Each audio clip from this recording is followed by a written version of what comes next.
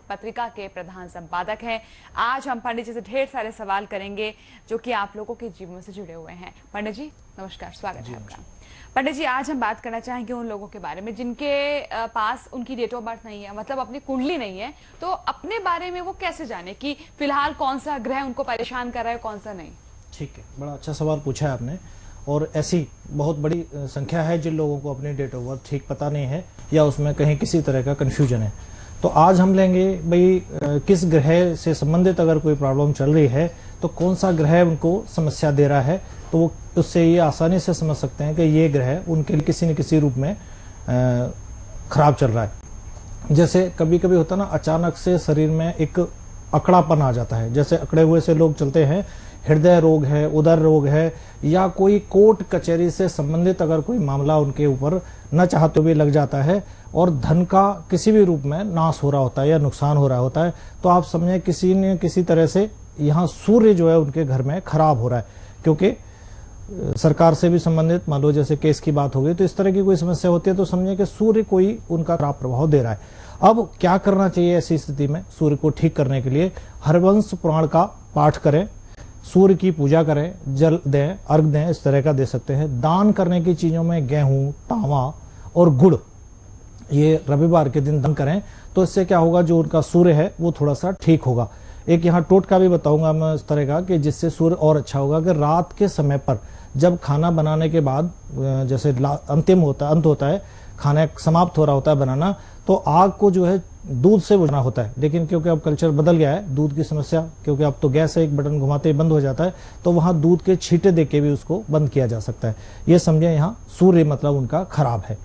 इसी तरह से दूसरा प्लेनेट होता है चंद्रमा होता है। चंद्रमा जब किसी का खराब होता है तो क्या होता है, उनकी स्पर्श की क्षमता जो होती है बड़ी कमजोर हो जाती है। कई लोग होता है ना, जैसे छूते ही जरा सा आहट होती है और वो पहचान लेते हैं कि भाई कोई उनके साथ से गुजरा है, कुछ निकला है। उनकी स्पर्श क्षमता जो है वो काफी कमजोर हो जाती है। स्पर्श करने में उनका बदन हमेशा ठंडा सा महसूस होता है, जैसे उनको ठंडक छुएंगे तो टेम्परेचर कुछ भी हो लेकिन उनका बदन हमेशा ठंडा महसूस होता है। अगर कोई किसी तरह का पशु है, जैसे गाय है, भैंस है, भेड़ है, बकरी है, अगर उसकी किसी भी रूप में मृत्यु हो जाती है और न चाहते हो भी, न किसी कारण के मानसिक पीड़ा भी उन्हें अगर बनी रहती है, तो वो समझ सकते हैं कि उनका किसी न किसी रूप में चंद्रमा जो है वो पीड़ित है उस व्यक्ति का। तो चंद्रमा से संबंधित वो अगर उपाय करें, अपने कुल की देवी, जो भी कुल देवी देवता उनके अपने हैं, वो अपने घर वालों से पता कर सकते हैं और उनकी वो पूजा अर्चना करें। अपने माता पिता की सेवा करें, उनके चरण स्पर्श करें। और उनको एक और बताना रहा कि फेफड़ों से संबंधित अगर कोई बीमारी किसी को होने लगती है, तब भी वो समझ सकते हैं कि भाई किसी न तरह से उनका चंद्रमा कहीं प्रभावित है और कोई प्रॉब्लम हो रही है। एक जैसे इसके लिए जो रहेगा क्या उपाय करना चाहिए उनको, तो वो दूध का दान करें। दूध का दान किसी भी सोमवार के दिन दान करें। भैरव मंदिर में जाके भी दूध दे सकते हैं।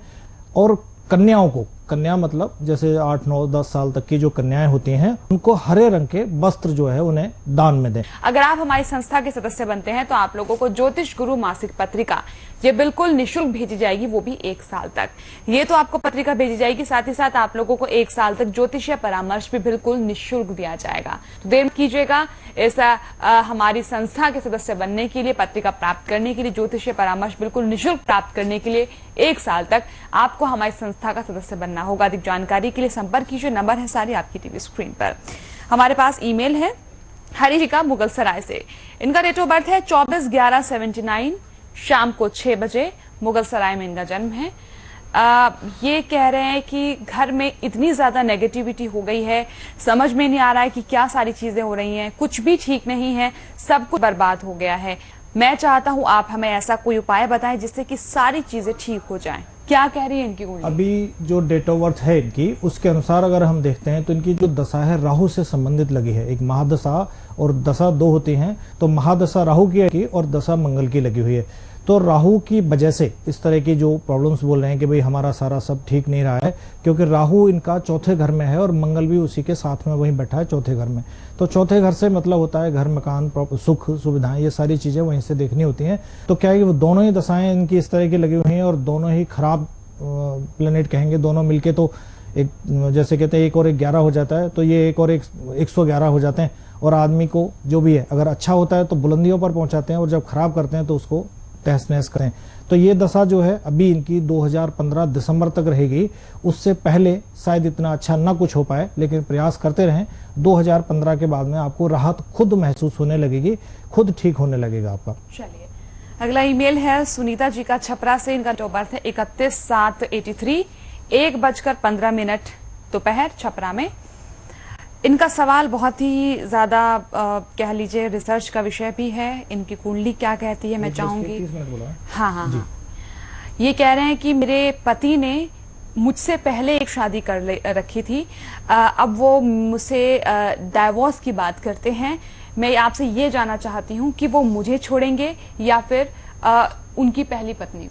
सबसे पहले तो हम इनकी कुंडली की बात करते हैं तो देखते हैं तो इनका अपना खुद का भी 7th हाउस बहुत ज्यादा अच्छा नहीं कह सकते, क्योंकि गुरु जहां बैठता है स्थान हानि करता है। लेकिन सवाल इनका इस तरह का है कि भाई वो उनके पति ने पहले एक और मैरिज कर रखी थी, तो अब उसको छोड़ेंगे या इनको छोड़ेंगे। तो उसके लिए क्या रहेगा, भाई जिसकी कुंडली में ग्रहों की स्थिति अच्छी होगी वो उनके साथ रहेंगी, और जिन कुंडली थोड़ी ठीक नहीं होगी या कमजोर होगी उसको वो छोड़ेंगे। क्योंकि यहाँ अब एक ही कुंडली है तो ये कह पाना शायद संभव नहीं है कि वो इन्हें रखेंगे या उनको छोड़ेंगे या उनको रखेंगे।